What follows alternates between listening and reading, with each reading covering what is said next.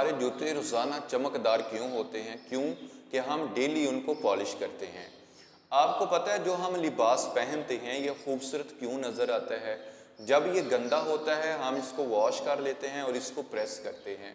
इसी तरह इंसान अपनी पर्सनैलिटी, अपनी अदात, अपनी मैनर्स को पॉलिश करता रहे, इसको प्रेस करता रहे, इसमें बेहतरी लाने की कोशिश करता रहे, तो इंसान दूसरों को भला नज़र आता है, खूबसूरत नज़र आता है। याद रखें, लर्निंग और दूसरों से सीखना, किताबों की रीडिंग करना, लोगों के तजर्बात और बड़ों के पास अगर आप नहीं बैठते तो इसका मतलब ये है कि आप खुद को पॉलिश नहीं कर रहे।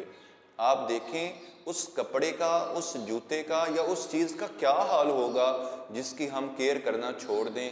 तो याद रखें, नई चीज़ भी हो लेकिन अगर उसको ना धोया जाए, उसको पॉलिश ना किया जाए, उसकी केयर ना की जाए तो वो चंद ही दिनों में ख़राब हो जाती है। यही मिसाल इंसान के लिए है।